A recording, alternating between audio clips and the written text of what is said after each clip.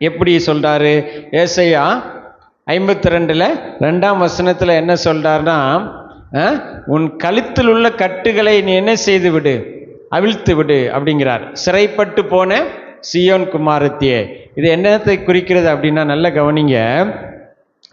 அதாவது அந்த காலத்தில் சிறை பிடிச்சிட்டு போவாங்க. அந்த ராஜாக்கள்லாம் சண்டை போட்டு மக்களை அடிமையாக கொண்டு போகும்போது கழுத்தில் சங்கிலியை கட்டி என்ன செய்வாங்களாம், கொண்டு போவாங்களாம். ஆண்டவர் சொல்றாரு, நீ சிறைப்பட்டு போனது உண்மைதான், ஆனால் உன்னை இப்போ என்ன செஞ்சிட்டேன், விடுதலை ஆக்கிட்டேன் அப்படிங்கிறார். உன் கழுத்தில் இருக்கிற சங்கிலி கட்டெல்லாம் நான் என்ன செஞ்சிட்டேன், அவிழ்த்துட்டேன். கழுத்தில் இப்போ உனக்கு கட்டு இல்லை, கட்டு உன் மண்டையில் இருக்கு. உண்மையிலே ஏதாவது ஒரு நாயோ ஒரு மாடையோ ஒரு வருஷமாக ஒரு இடத்துல கட்டி போட்டிருந்தா, 10 மீட்ரு நீளம் உள்ள கயிறை கட்டி போட்டிருந்தா, அது ஒரு வருஷம் கழித்து அவுத்து விட்டு அந்த 10 மீட்டருக்கு அப்புறம் என்ன செய்யாதான், போகாதான். கவனிச்சிருக்கீங்களா? கட்டு அவுந்துட்டு. ஆனால் இப்போ கட்டு எங்கே இருக்கு? தலையில் இருக்கு, மண்டையில் இருக்கு. ஆண்டவர் கட்டை அவுத்துட்டாரு. ஆண்டவர் கட்டை என்ன செஞ்சிட்டாரு, அவுத்துட்டாரு. உங்க வாழ்க்கையை மாத்திட்டாரு. உங்களுக்குள்ளே பலனை தந்துட்டாரு. உங்களை இனி யாரும் ஒன்றும் செய்ய முடியாது. உங்க மேல இனி பிசாசுக்கு அதிகாரம் கிடையாது. நீங்க இனி பழைய ஆள் இல்லை. நீங்க இப்போ யாரு? கட்டுகள் அவிழ்க்கப்பட்ட கன்றுக்குட்டின்னு பைபிள் சொல்லுது இல்லைங்களா? கட்டுகள், அதான் அர்த்தம்.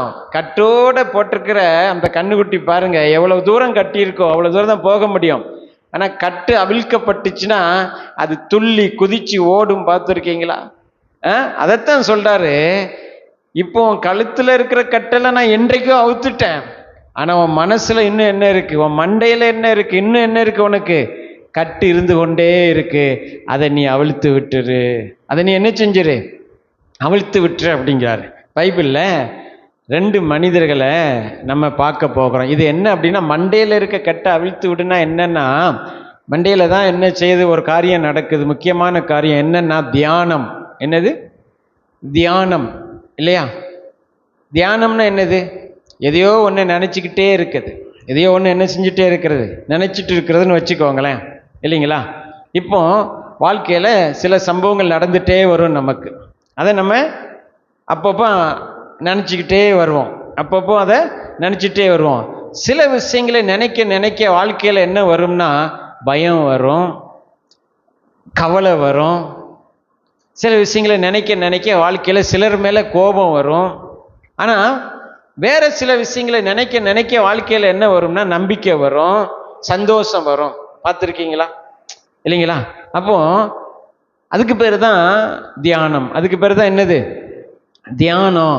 இப்போ நம்ம ஆண்டவர் என்ன சொல்றாருன்னா, உன் கட்டை அவிழ்த்துட்டேன், உன் கட்டை என்ன செஞ்சிட்டேன், அவிழ்த்துட்டேன் அப்படிங்கிறார். ஆனா நீ உன் தலையில இருக்கிற, உன் மண்டையில இருக்கிற கட்டை நீ என்ன செஞ்சிரு, அவிழ்த்துரு அப்படின்னு அவர் என்ன செய்யறாரு, சொல்றாரு. எங்க நடக்குது? மண்டையில தான் இந்த தியானம் நடக்குது. அப்போ எலியா என்கிற ஒரு மனுஷன் பைபிள்ல சொல்லப்பட்டிருக்கிறான். 1 ராஜாக்கள் 19ஆம் அதிகாரத்துல ஒரு சம்பவம் சொல்லப்பட்டிருக்கிறது. அதாவது 1 ராஜாக்கள் 17, 18 தொடர்ந்து 19 வரைக்கும் இந்த எலியா மிகப்பெரிய மனுஷனா இருந்து மிகப்பெரிய காரியத்தை ஆண்டவருக்காக செய்துட்டான். எதிரிகளை, பாகால் தீர்க்கதரிசிகளை பல பேரை என்ன செஞ்சிட்டான், அழித்து விட்டான். இசபேலுங்கிற ஒரு ராணி என்ன செய்தான்னா, இவன் இதெல்லாம் செஞ்ச பிறகு எலியாவை பார்த்து, அதாவது எலியா என்ன செஞ்சான் அப்படின்னா, வானத்தை அடைச்சி 3 வருஷம் 6 மாதம் மழை பெய்யாமல் பண்ணிட்டான்.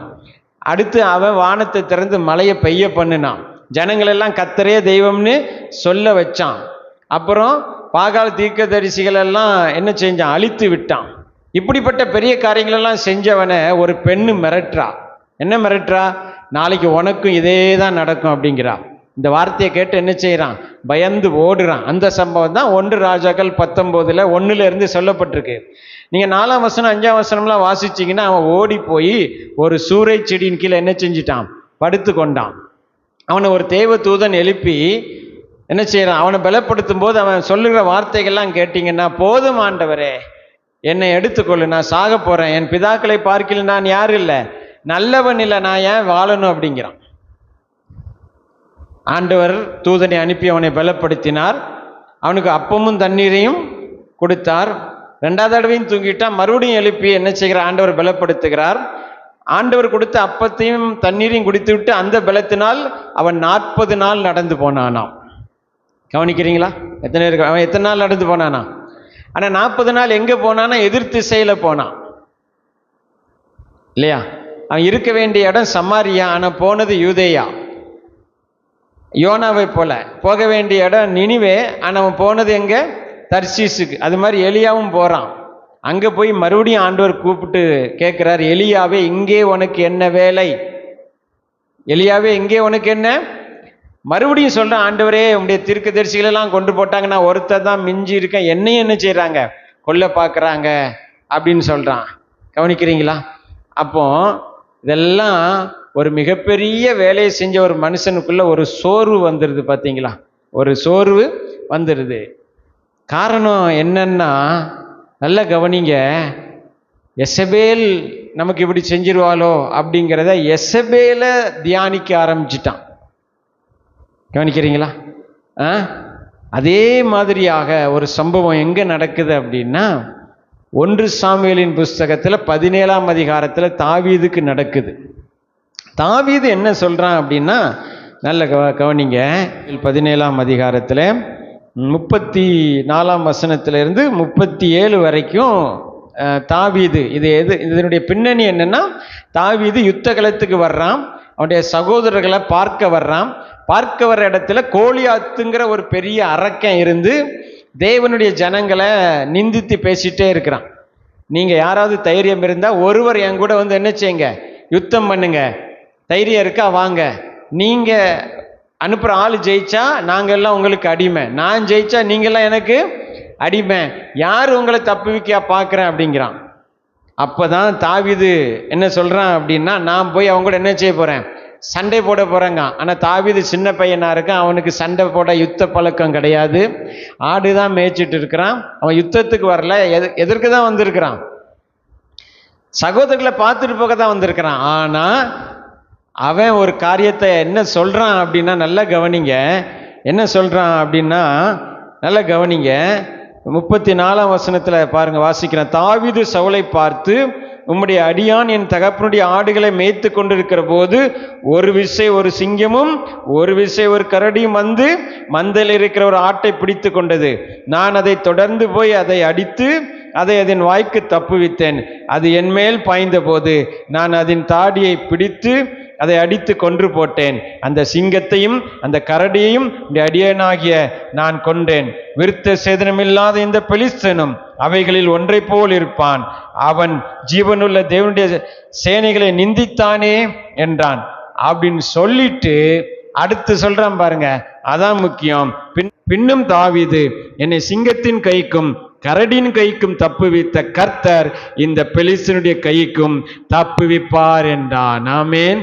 அப்ப தாவீது என்ன சொல்றான் அப்படின்னா, என்ன செஞ்சிருக்கிறான் அப்படின்னா, என்ன தியானித்திருக்கிறான்னா, இதுக்கு முன்னாடி ஆண்டவர் என்னை எப்படியெல்லாம் தப்புவித்தார், எதற்கெல்லாம் தப்புவித்தார், எப்படியெல்லாம் நடத்தினார், எப்படியெல்லாம் உதவினார் என்பதை தியானித்தபடினால இப்ப சொல்றான், இதுவரைக்கு உதவினவர் இனிமேலும் உதவுவார், இதுவரைக்கு நடத்தினவர் இனிமேலும் நடத்துவார். எனக்கு கடந்த வருஷம் அற்புதம் செய்தவர் இந்த வருஷமும் செய்வார். நான் ஒரு ஆபத்தில் இருக்கும்போது என்னை தப்புவித்தவர் இப்பொழுதும் தப்புவித்தார். ஆமென். இப்பொழுதும் என்னை என்ன செய்வார்? தப்புவிப்பார். நான் ஒரு பலவீனமா இருக்கையில் என்னை சுகப்படுத்தின கர்த்தர் இப்பொழுதும் என்னை சுகப்படுத்துவார். நான் ஒரு தேவையில இருக்கும்போது எனக்கு தேவைகளை சந்தித்த கர்த்தர், அந்நாளிலே சந்தித்த கர்த்தர் இப்பொழுதும் சந்திப்பார். ஆகவே அவனுடைய தியானம் எல்லாம் என்ன? கர்த்தர் செய்ததை தியானித்தான், கர்த்தருடைய அற்புதத்தை தியானித்தான், கர்த்தர் தந்த வெற்றியை தியானித்தான், கர்த்தர் தந்த சுகத்தை தியானித்தான், கர்த்தர் தந்த நன்மைகளை தியானித்தான். அதையெல்லாம் தியானிக்க அவனுக்கு இப்ப என்ன வந்துட்டு? தைரியம் வந்துட்டு. ஆமென். அதுக்கெல்லாம் உதவுன கர்த்தர் இதுக்கும் உதவுவார். அப்பெல்லாம் அற்புதம் செய்தவர் இப்பவும் அற்புதம் செய்வார். சின்ன சின்ன பிரச்சனை, பெரிய பெரிய பிரச்சனை எல்லாவற்றையும் நான் பார்த்துட்டேங்க வாழ்க்கையில. எனக்கு ஆண்டவர் உதவி செஞ்சார். எனக்கு ஆண்டவர் என்ன செஞ்சார்? உதவி செஞ்சார். இப்பவும் செய்வார். அப்போ ஆண்டவர் செய்த நன்மைகளை, தியானங்களை, அவர் நடத்தி வந்த பாதைகளை என்ன செய்ய வேண்டும்? தியானிக்க வேண்டும். அதை மோசேயும் இஸ்ரவேல் ஜனங்களுக்கு சொல்றார் உபாகமத்தில். ஆண்டவர் உங்களை நடத்தி வந்த பாதைகள் எல்லாம் நினைங்க அப்படிங்கிறார். அதெல்லாம் என்ன செய்யுங்க, மறந்துடாதீங்க அப்படிங்கிறார். ஏன் மறக்கக்கூடாது? அதை தியானிக்க தியானிக்க வாழ்க்கையில் நம்பிக்கை பெருகும். அதை தியானிக்க தியானிக்க வாழ்க்கையில் என்ன உண்டாகும்? உற்சாகம் உண்டும். ஆனால் எலியா பாருங்க, எதிரியை தியானிக்க ஆரம்பிச்சிட்டான். அவன் சொன்ன வார்த்தையை தியானிக்க ஆரம்பிச்சதுனால பெரிய பெரிய காரியங்களை செஞ்சவன் கூட என்ன வந்துடுது? சோர்வு வந்துடுது. அதனால் இன்றைக்கு நம்ம எதை தியானிக்கணும் அப்படின்னா, கர்த்தரையும் அவர் வார்த்தைகளையும் அவர் கடந்த காலத்தில் நமக்கு செய்த அற்புதங்களையும் நாம் தியானிக்க பழகும்போது பாருங்க, சொல்லுவோம் தாவீதை போல, சிங்கத்தின் கைக்கும் கரடின் கைக்கும் தப்புவித்தார், இந்த பெலிஸ்தனின் கைக்கு என்ன தப்புவிப்பார். ஆமீன். இதுவரைக்கும் நடத்தினவர் இனிமேலும் நடத்துவார். எல்லாரும் சொல்லுங்க, இதுவரைக்கும் நடத்தினவர் இனிமேலும் நடத்துவார். இதுவரைக்கும் பாதுகாத்தவர் இனிமேலும் பாதுகாப்பார். கடந்த காலத்தில் அற்புதம் செய்தவர் இப்பொழுதும் அற்புதம் செய்வார். நான் குறைபட்டிருந்த போது என் தேவைகளை சந்தித்தவர் இனியும் என் தேவைகளை சந்திப்பார். என்னை நடத்தினவர் என் பிள்ளைகளை நடத்துவார். இதுவரைக்கும் வெற்றி தந்தவர் இனிமேலும் வெற்றி தருவார் என்று அவர் தந்த வெற்றியையும் அவர் நடத்திய பாதைகளையும் அற்புதங்களையும் தியானிக்க தியானிக்க தியானிக்க பாருங்க, நம்பிக்கை பெருகும். அதான் சொல்றாரு, உன் கழுத்தில் உள்ள கட்டை நான் எடுத்துட்டேன், இப்போ நீ உன் தலையில் இருக்கிற கட்டை அவிழ்த்துரு, வேண்டாததை சிந்திக்கதை விட்டுரு, நெகட்டிவாக எதிர்மறையானதை சிந்திக்கதை விட்டுரு, தோல்வியை சிந்திக்கதை விட்டுடு. கர்த்தர் தந்த வெற்றியை தியானிக்க ஆரம்பி, வெற்றி தொடர்ந்து வந்து கொண்டே இருக்கும்.